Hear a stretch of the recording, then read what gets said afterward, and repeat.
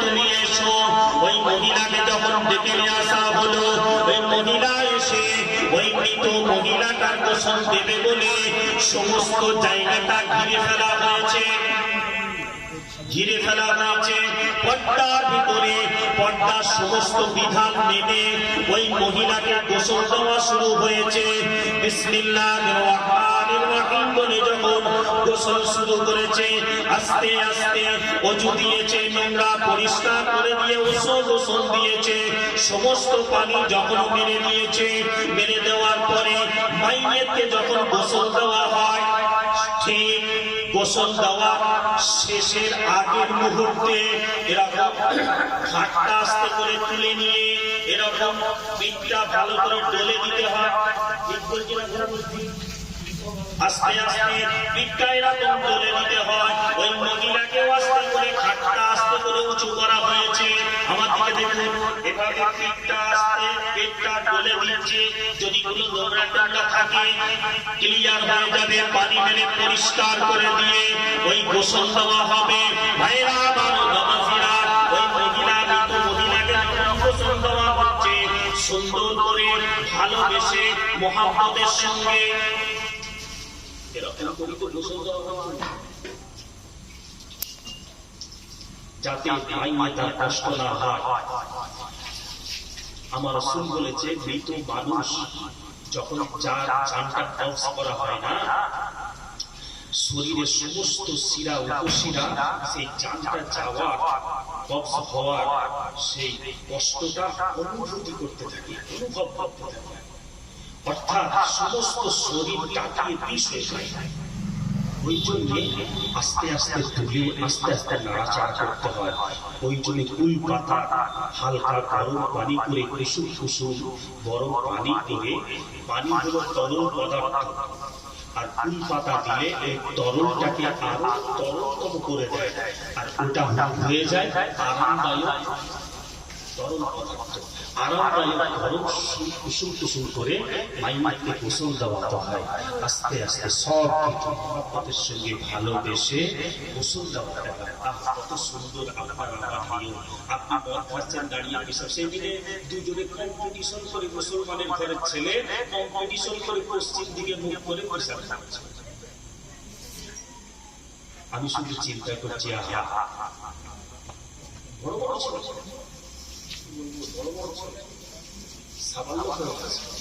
দাঁড়িয়ে দাঁড়িয়ে পশ্চিম দিকে কোন জায়গাটা নাম বলবো না, যাই হোক আমি দাঁড়িয়ে দেখলাম ভাই মুসলমানের ছেলে। ভাইরা আমার নামাজিরা, আজকে মুসলমানের ছেলেরা দাঁড়িয়ে দাঁড়িয়ে পেশাব করছে।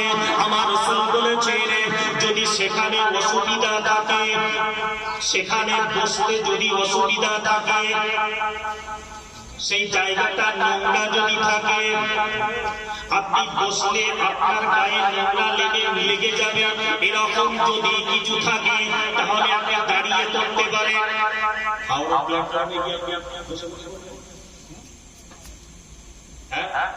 বসার পজিশন আছে, আপনাকে দাঁড়িয়ে পেশাব করতে হবে। যদি বসে করতে যায়, গেল আপনার সব জামা কাপড় সব নোংরা হবে। আমার রাসূলুল্লাহ সাল্লাল্লাহু আলাইহি ওয়াসাল্লাম বললেন, সেখানে যদি বসার অসুবিধা থাকে, যদি নোংরা লেগে যাবার ভয় থাকে, তাহলে বসবেন না, দাঁড়িয়ে দাঁড়িয়ে পেশাব করবেন। আবার দাঁড়িয়ে দাঁড়িয়ে পেশাব ছিটকে আসা, নিজের দিকে আসা, নিজের দিকে যদি আসে এরকম জায়গায় দাঁড়িয়ে দাঁড়িয়ে পেশাব করবেন, যাতে আপনার গায়ে ছিটকে না লাগে। ভাইরা আমার নামাজিরা, পেশাব থেকে পবিত্র হওয়ার জন্য বারে বারে আমার রাসূলুল্লাহ আদেশ করেছেন যে পেশাব থেকে পবিত্র থাকবে, পায়খানা পেশাব থেকে, কারণ এর কারণে কবরে আযাব বেশি হবে।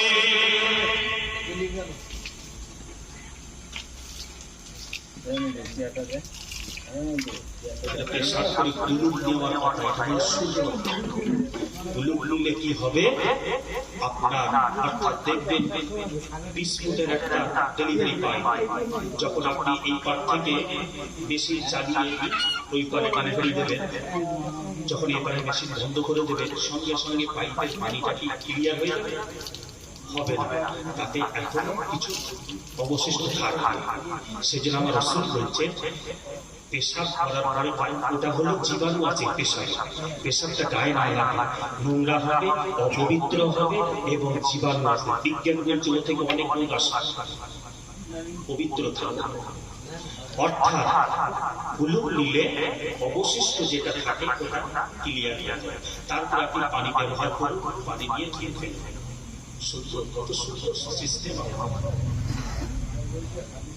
ভাইরা বাবাজিরা, ও নওজওয়ানেরা, আমি শুধু দাঁড়িয়ে দাঁড়িয়ে একটুখানি ভাবো না, এই ছেলেগুলো মুসলমানের ছেলে গুটকা খাচ্ছে, গুটকা খেতে দাঁড়িয়ে দাঁড়িয়ে কম্পিটিশন হচ্ছে কে কার আগে।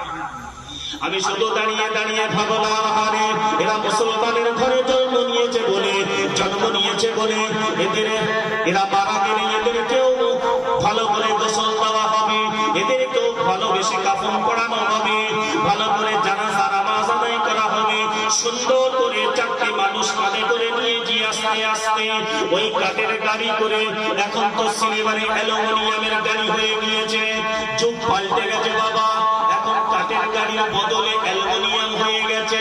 ভাইরা বাবাজিরা, আস্তে আস্তে সুন্দর করে কবরে আস্তে আস্তে আপনাকে শোয়াবে, শুইয়ে দিয়ে আপনাকেও বলবে বিসমিল্লাহি ওয়া ফি সাবিলিল্লাহি আলা মিল্লাতি রাসূলিল্লাহি।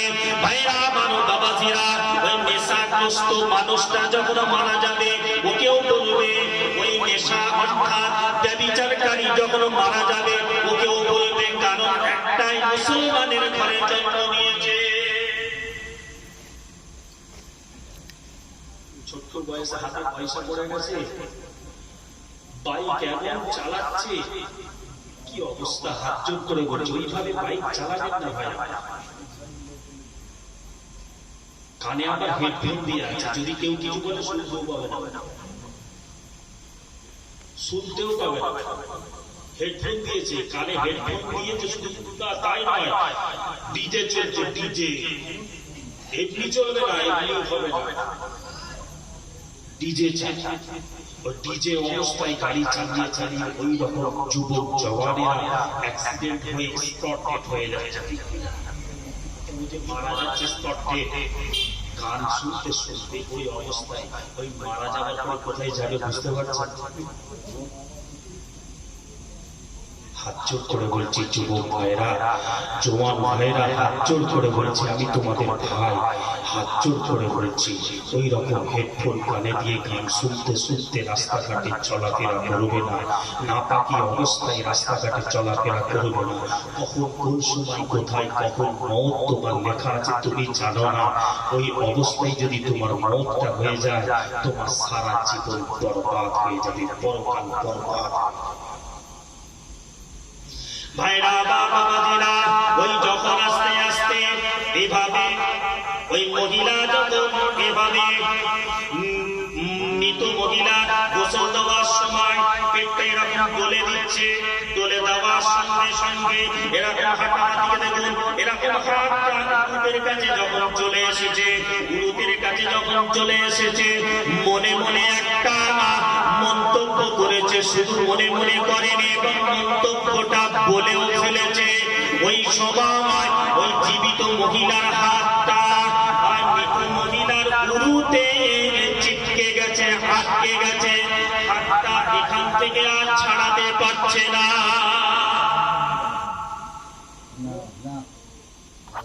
মন্তব্য এখন তো ভুরি ভুরি আছে আমার, বিনা দোষে বেগুনা মাসুম সতী সাধী স্ত্রীর উপরে কলঙ্ক লাগিয়ে দিচ্ছে, অপবাদ দিয়ে দিচ্ছে। ভালো করে শুনুন, পারা নাম্বার 18, সূরার নাম সূরা নূর, পৃষ্ঠা নাম্বার 9, আয়াত নাম্বার 2। আমার আল্লাহ পাক বলেছে, কেউ যদি কাউকে মিথ্যা অপবাদ দেয়, দুনিয়ার শাস্তি হলো তার পিঠে 80টা বেত্রাঘাত করতে হবে, দুনিয়ার শাস্তি এটা। কটা? 80টা বেত্রাঘাত করতে হবে। এটা হচ্ছে আল্লাহর হুকুম। কেউ যদি মিথ্যা অপবাদ বেগুনা মাসুম ব্যক্তির উপরে চাপিয়ে দেবে, সত্যি সাথী বিধির স্ত্রীর উপরে চাপিয়ে দেবে,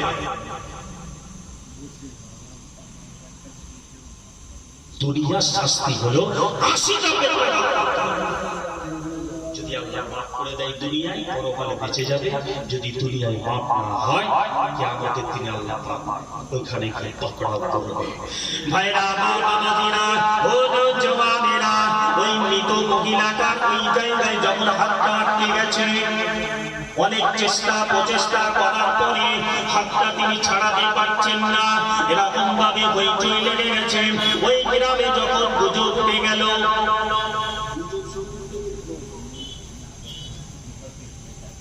একটা বাজে জিনিস যদি কেউ করে ফেলে, ভাইরাসের মতো ছড়িয়ে যায়, ডক্টরে ছড়িয়ে যায়। আর এক একটা গ্রামে এক একটা মানুষ আছে, তাদের যেন দায়িত্ব দেওয়া হয়েছে, এর কথা ওকে দিয়ে রাখা। কারো কথা যখন কাউকে লাগাবার হবে, সবাইকে জানাবার হবে, প্রত্যেকটা গ্রামে এক একজনকে থাকে যে ওই ব্যক্তিকে যা করে শুনিয়ে দেয়, তোরা চিন্তা নেই, সবাই জেনে যাবে, যেন ও দায়িত্ব নিয়ে বসে আছে। ভাইরা বাবাজিরা, যখন গ্রামের সমস্ত মানুষ জেনে গেল, বাবা আপনাদের রাগ হচ্ছে না, ক্ষমা করবেন, আমি আপনাদেরই ছেলে, আপনাদেরই ভাই, ক্ষমা করবেন। বাস্তব চিত্রটাকে তুলে ধরেছি যাতে করে আপনারা বাঁচবেন, আমিও বাঁচব। আমার দায়িত্ব, না হলে আমাকে কি আমাদের দিনে আমাকে কাঠগড়ায় দাঁড়াতে হবে যদি না বলি হক কথাগুলো, যদি না বলি যেগুলো আল্লাহ পাক আমাকে দান করেছে, আল্লাহ পাক আমাকে শিখিয়েছে যেগুলো, সেগুলো যদি আপনাদেরকে না আমি বলি, আমাকে কিন্তু কি আমাদের দিনে কাঠগড়ায় দাঁড়াতে হবে। এটা আমার দায়িত্ব। ভাইরা বাবাজিরা, ওই মহিলা তখন অনেক চেষ্টা প্রচেষ্টা করার পরে যখন হাতটা ছাড়াতে পারলো না, হাতটা ছাড়াতে পারলো না, বাবা স্থানীয় ইমাম সাহেবকে ডাকা হলো। কারণ কতক্ষণ থাকবে, ওই মহিলা অনেক চেষ্টা করেছে, আরো কিছু মহিলা এসে হাতটা ছাড়াবার চেষ্টা করেছে, হয়নি। কতক্ষণ থাকবে? জীবিত মহিলা, তার পেশাব পায়খানার প্রয়োজন আছে, খাওয়া দাওয়ার প্রয়োজন আছে। ওইভাবে হাতটা যদি লাগিয়ে থাকে, তার তো কিছুই হবে না, খাওয়াও হবে না, তার পেশাব পায়খানাও হবে না। স্থানীয় ইমাম সাহেবকে ডাকা হয়েছে। ইমাম সাহেব এসে বলল, তিনি ফতোয়া দিলেন, অর্থাৎ জীবিত মহিলার হাত তো কাটা যাবে না, মৃত মহিলার ওই জায়গাটা ভালো করে কেটে ওর হাতটাকে খুলে বের করতে হবে, এটা একমাত্র উপায়।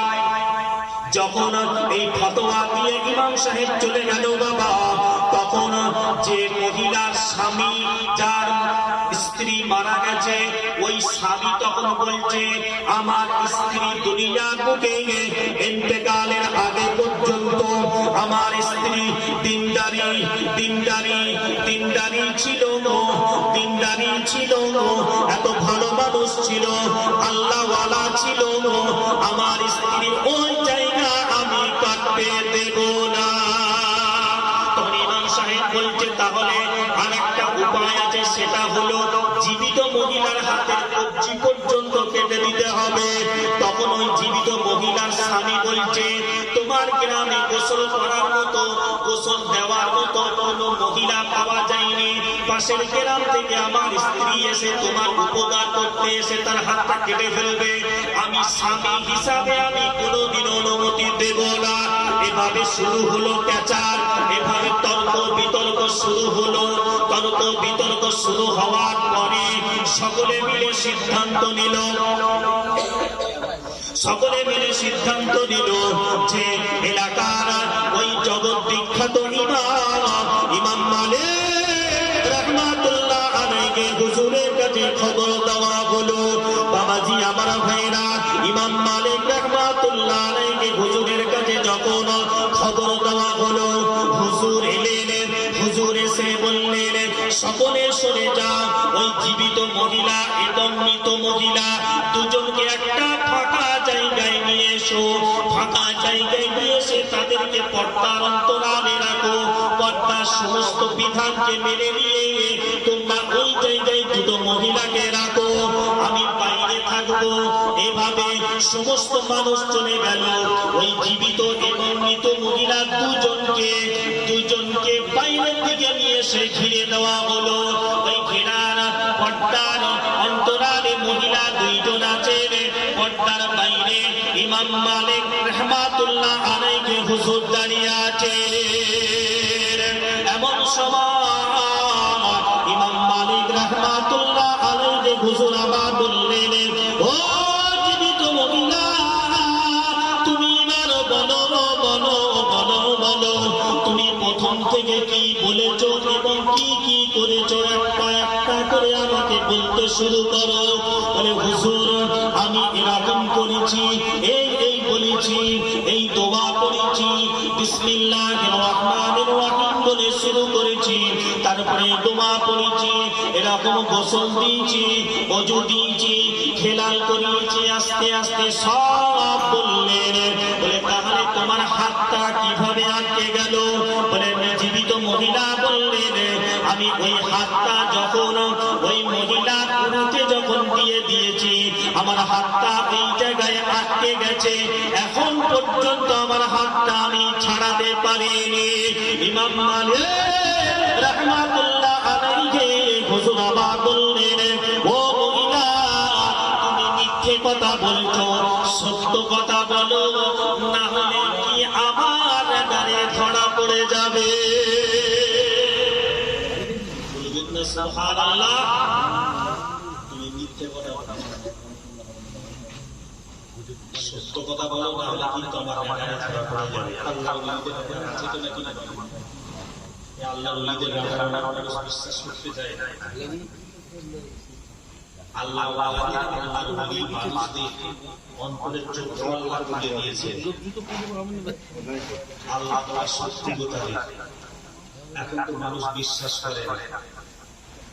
এরকম হচ্ছে জানে, আল্লাহর ওলিদেরকে তারা মানতে চায় না, বিশ্বাসও করতে চায় না। একটু আগে বললাম, আল্লাহ পাক দুটো জিনিস আল্লাহ দুনিয়ার বুকে পাঠিয়েছে, একটা হলো কিতাব আর একটা হলো ব্যক্তি। আপনাকে মানতে হলে দুটোকেই মানতে হবে। যদি একটা ছেড়ে আরেকটাকে মানেন, আপনি গোমরাহ হয়ে যাবেন।